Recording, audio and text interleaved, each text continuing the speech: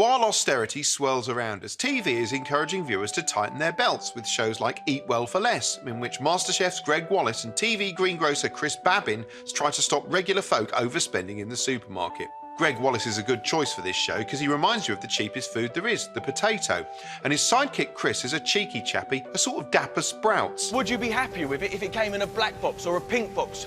Or a polka dot box? It doesn't matter to me what colour box it comes in. I can't help thinking the Cockney twosome is wasted in this format. They could be a pair of new Mitchell brothers walking into the Queen Vic, not slouching round Tesco moaning about the sinister conspiracy of great big labels telling you how much things cost. Why are they telling me so boldly that that is £2? Because it must be good value. I've come in and I've never meant to buy strawberries, and now I'm buying them because it's got a big red sticker on it. Yeah, f***ing manipulative supermarket bastards. You know what? Next they'll be giving you some sort of cage on wheels to make it easy to carry those strawberries around. Devious f***ers.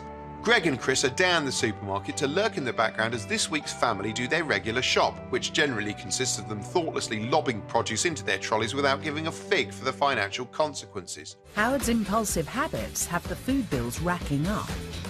Like I've heard of that. Sumac. I've no idea what it is or what you'd use it for. I'll go for it. This wanton, decadent spending on the likes of frozen sausages outrages the Mitchell brothers. As well it might. What's that? What's that? Is that frozen sausages? We usually have 3 bags in the freezer. 2 are on standby. How many bags in the freezer, Jenny? 3. Oh! How many sausages are the family going through? Then they trail them all the way home, and before the family can unpack their 1,000 bags of sausages, Greg and Chris perform a full audit on their kitchen, apparently getting wound up at what they discover is already there. Greg, this is full of stuff they've just been and bought. You're kidding me. That is a full-up fridge. This is what it should look like after you've been shopping. Ah, those wasteful f***s. They are worse than ISIS. Or should I say, Risis. Crying out loud. Do we really, really need this much rice? They'd be much better off buying a great big 2-3 kilo bag of rice. You know, I hope Greg's only pretending to be angry about what's in someone else's cupboards. If he's really this furious about it, it's a disturbing mental condition.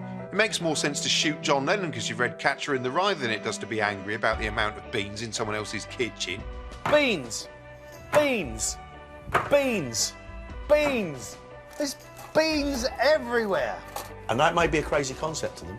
Go to the supermarket, buy some food, and eat it! Having been infuriated by the contents of the kitchen, they stage a baked bean tintervention, confronting the couple with the financial insanity of their spending habits. Over the course of a year, it comes to about £13,000. That is an incredible amount of money. Wow, that's terrible. That's not funny.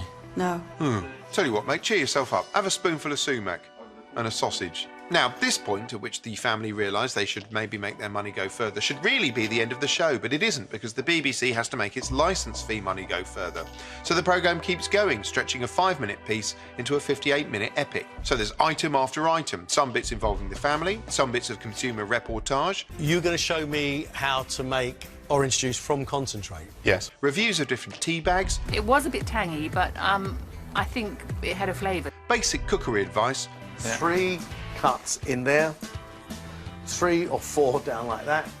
And bits where there's absolutely nothing to do, but they have to just fill in anyway because the cameraman's apparently paid by the day and not the hour. Got to be a bit Italian, Howard. Sing some Italian songs. Onions, onions, what you gonna do? Onions, onions. For me and you. La, la, la, la, la, la, la. This is just like being in jail with these people. I've eaten economy sausages with less filler than this. Come to think of it, this is just like an economy sausage. It's cheap, mass-produced, and it contains chunks of meat of dubious origin. Anyway, by the end, the family has learned to live within its means and everyone's learned a thing or two about thrift. That's a great saving. That's a keep for me. But perhaps the biggest lesson in thrift is how to make a spare presenter you've got in the cupboard go a long way, because the BBC is certainly getting the most out of Greg Wallace. As well as Eat Well for Less, they make him judge meals in the super tense MasterChef. He stir-fries whatever that is in the entertaining British food revival. He jigs around on the glamorous Strictly Come Dancing. He takes part in sick 9.5 Weeks tributes in the scintillating magic show The Magicians. He enlivens an otherwise dry money programme with his barking. I'm Greg Wallace, and I want to know how the downturn is changing the way we eat. He speaks to potential relatives in the moving Who Do You Think You Are? My name's Greg Wallace. He's a bit of cheerful table padding on the Hootenanny. Greg Wallace and Deborah Meaden here at this table here. He's a guest panellist on Would I Lie to You? Greg Wallace! He's listing pet hates on the Laugh a Minute Room 101. Joining me tonight are Master Chef's Greg Wallace. He's a welcome present on the warm and cuddly Great British Bake Off an extra slice. Greg Wallace. He keeps the sofa warm on the Pleasant The One show. Guests don't get much better than this. Nice. It's John Turode and Greg Wallace. Yeah! He waddles around with things dangling from his scrotum in the eye-popping Shooting Stars. Try and get him in his mouth, Greg. It should go for it. Come on, I hope it's this. No! Even when he's not physically present, he's still there. He's used as a visual reference on the Arresting Crime Watch. He looks a little like Master Chef's Greg Wallace. They mention him on uplifting daytime soap Doctors. You're the one who pervs over Greg Wallace and stares at pictures of food on the internet. Well, not at Sheep's Nugget. He's likened to a contestant on Pointless. It's like Greg Wallace looked to have. What do you reckon of that? You give Greg it Wallace, yeah, yeah, I can see that.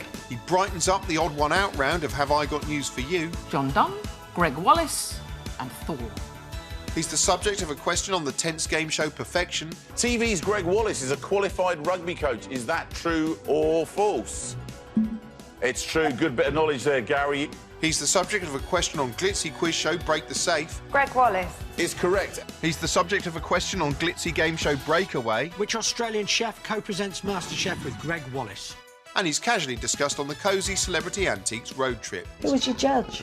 John Turode and Greg Wallace. Oh, Greg Wallace. Gosh. Yeah. Say what you like about the licence fee, you can't complain about how much Greg Wallace you get for your money.